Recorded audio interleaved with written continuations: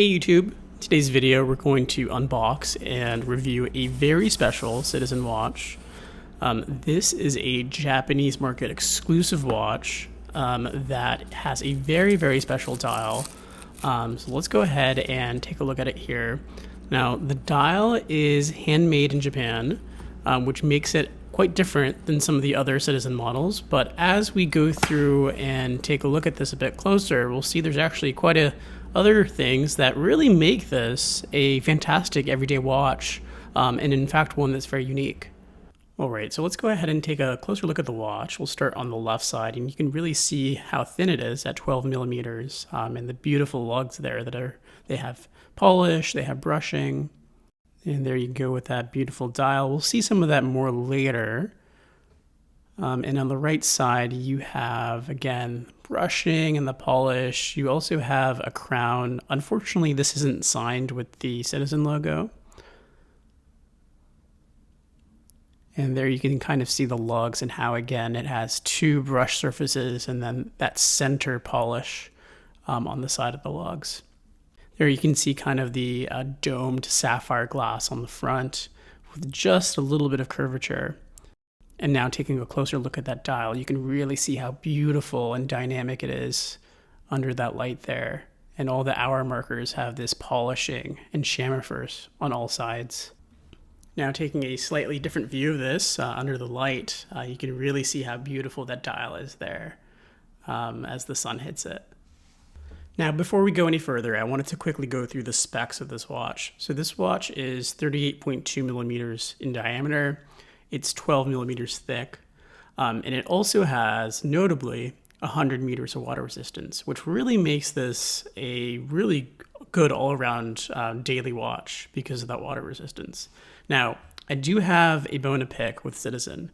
So as you've seen in all the footage before, this watch originally comes on a leather strap. But since this watch has 100 meters of water resistance, and at least for me, one of the key selling points of it is that water resistance and the fact that it can get wet.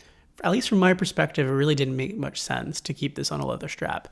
So I was actually able to source this Omega style rubber strap, and it fits it absolutely perfectly, as you can see. So essentially what we've done here is we've taken a watch that's essentially kind of really a dress watch and turned it into a much more sporty, daily utilitarian watch. If you folks are interested in getting this strap for this watch, you can check the video description below. There'll be a link for where you can actually purchase this. Now here's another view of the watch with the strap installed. Again, taking a look at that beautiful dial and hour markers, as well as really the font on that date window is also very beautiful and I think well executed. Taking a look at the right side here, as before. You can see also the Citizen logo is also brushed and applied stainless steel on the dial. And then also the hands have half polished and half brushing on them, which also makes it unique. Taking a look at the strap there, you can see it has that Deployant clasp that comes with the strap. And again, because this is rubber essentially, doesn't matter if you get it wet, which is, again, I think it suits this watch so much better. Taking a closer look here at the clasp. Opening it up.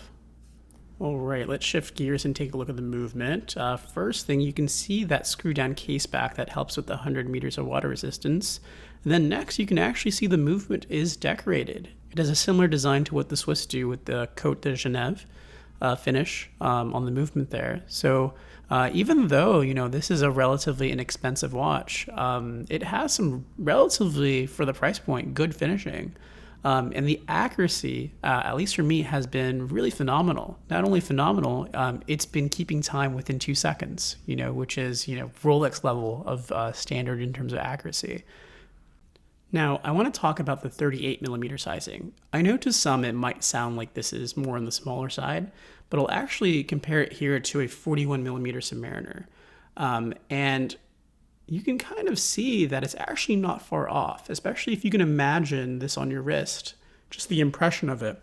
Because the 38mm Citizen is really all dial, it really appears to be much larger. I would say it wears more like a 39 or almost 40mm watch. For comparison, here's a 36mm Datejust, and you can see really how much more massive the 38mm version is compared to that Datejust there. Now, a couple of things I wanted to discuss with regards to the date wheel there. So the first one is I really like the font they chose to use here. I think it's very tasteful to start with. And then the second thing is I always thought in all the pictures that I saw on this watch online that it's a white date wheel. And I know it's very possible in this light here it comes across as white as well, but you're going to have to take my word for it. It's actually a metallic silver background.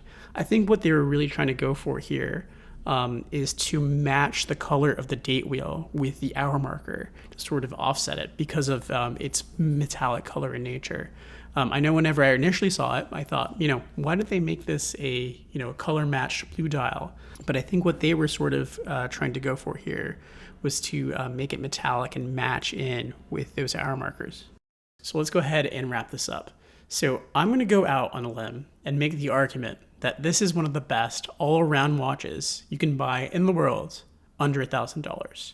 Now, there's a couple of other options at this price point. Now, of course, there's the Tissot PRX, which many argue is also definitely in the running for the best watch under $1,000. But if you can get a rubber strap on this watch, you've solved for that everyday problem. You can wear this watch anywhere. And this dial will destroy any Tissot PRX variant. I don't care if you're talking about the green dial, the blue dial, the glacier dial, any of the dials. This dial by far is way more beautiful. The hour markers on this watch are far more beautiful. The handset, where half of it is polished, half of it is brushed, is far more beautiful. The movement is on a different level. So for all those reasons, I'm going to go out and say that this is the best watch you can buy for under $1,000. If you're interested in knowing where to buy this, I know this is a Japan exclusive.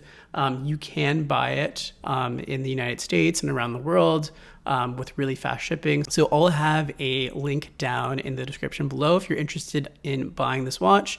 In addition, if you're interested in purchasing this strap for this watch, I'll also have a link down below. But ultimately, I'd love to hear your thoughts and disagreements down below. Do you think the Tissot PRX is better? Do you think the Tissot Gentleman is better? Do you think some of the Seiko models, such as the Seiko Turtle, are a better option? Would love to hear your thoughts on what would be sort of in the running for the best watch under $1,000. And with that, don't forget to like and subscribe. Your feedback is super helpful. It lets me know whether or not these videos are helpful and interesting, and whether I should make videos like this again in the future. And with that, thanks for watching.